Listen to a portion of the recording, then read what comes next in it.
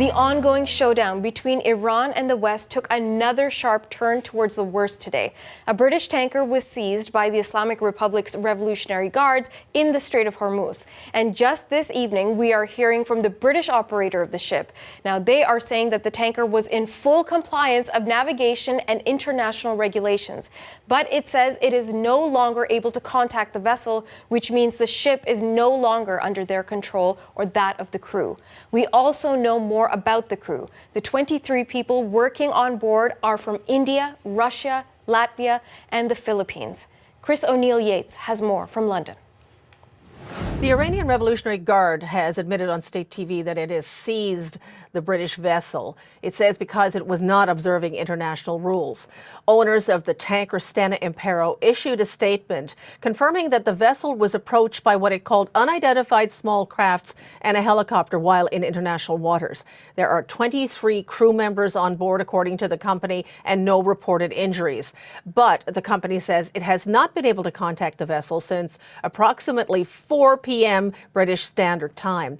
The Stena Impero was bound from the United Arab Emirates to Saudi Arabia, but the company is tracking the vessel now and says it's heading north towards Iran. Northern Marine Management is a Swedish company with their global headquarters in Glasgow. In a statement, the British Foreign Office said it is urgently seeking further information and assessing the situation. There is a meeting of COBRA, the UK Emergency Committee at Whitehall, to discuss the incident. Donald Trump spoke to reporters a short while ago and said he'd be in touch with the British about the events of today. We're going to be speaking with the UK, and this only goes to show what I'm saying about Iran. Trouble, nothing but trouble. Just last week, the Iranian Revolutionary Guard tried to seize another British oil tanker. That one was leaving the Persian Gulf, heading into the Strait of Hormuz area when it was approached by gunboats. A Royal Navy frigate came to the rescue, pointed its guns and drove them off. This is said to be retaliation for the detention of an Iranian tanker in Gibraltar weeks earlier. It was accused of violating sanctions by shipping oil to Syria. Just yesterday, the U.S. said it destroyed an Iranian drone in the Strait of Hormuz. The Iranians are vehemently denying that. All of these incidents trace back to Donald Trump pulling out of the Iranian nuclear deal last year and imposing sanctions on Iran. The sanctions have hobbled the country's economy, but they're playing a very dangerous game, according to many watching this situation, and their aggression is making the Gulf a very, very volatile place. Chris O'Neill Yates, CBC News, London.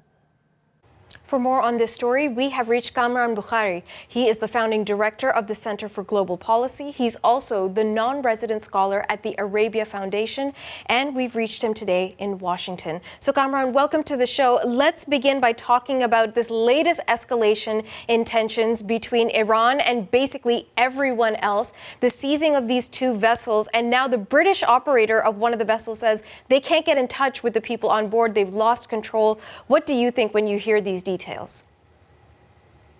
I think it's just posturing on the part of the Iranians. I mean, this has been going on for a while now, and this is not the only activity. You will recall that the Iranians shot down an American drone, and then there were claims by the Trump administration that the Iranians denied that their drone was shot down.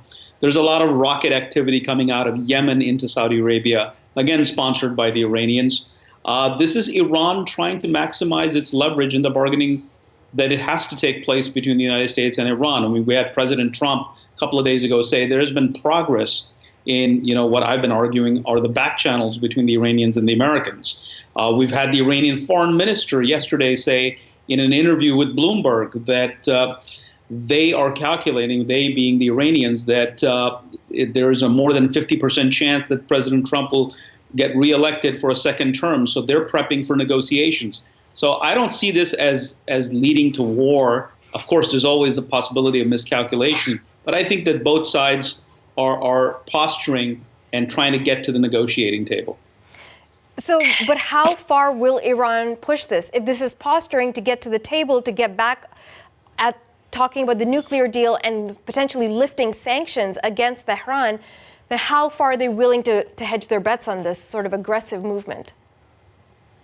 I think their calculus is that the Americans don't want conflict. The Americans want to negotiate. This has been made amply clear by President Trump, Secretary Pompeo, and National Security Advisor John Bolton on multiple occasions. So I think the Iranians are saying, look, they don't want war, and therefore we can drag our feet for a little bit more. Because at the end of the day, I think that the Iranians, when they come to the table, they don't want to look like they've caved in.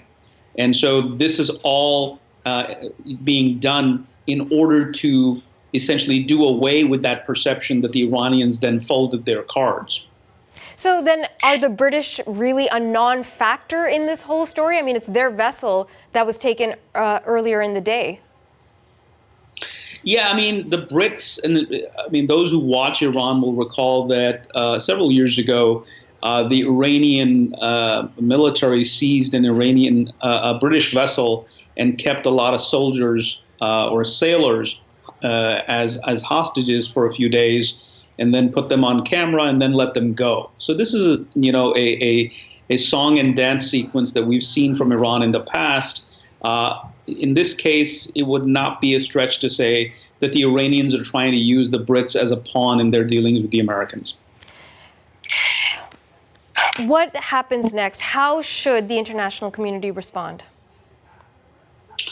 I think that when the Iranians do an escalation on their part, then it necessarily gets the Americans to have to respond. The Americans have been measured in their response so as not to get the situation out of hand and actually lead all of these provocations towards the negotiating table.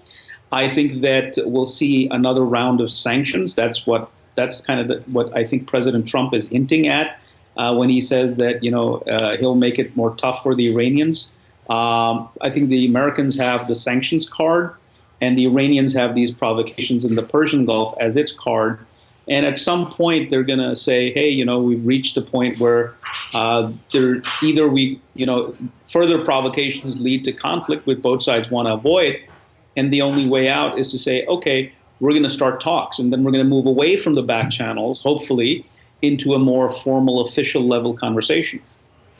So what do you anticipate in the days ahead? Are we going to see more aggression until those conversations take place, or will someone have to push back against Iran before they get back to the negotiating table? I think it'll be both. I'll see more of this kind of posturing. Definitely when one side does something, then the other side feels that they need to respond. That does increase the risk of miscalculation. But I think that both sides are very clear. There's no interest in a conflict. And I'm pretty sure that at one point we'll reach an equilibrium state where neither side sees any further interest or decreasing marginal utility from provocations. And I think that's when we'll see a move towards a formal conversation. Okay, Kamran, we'll leave it there for tonight, but thank you so much for your time. My pleasure. Kamran Bukhari is the founding director of the Center for Global Policy. We reached him this evening in Washington.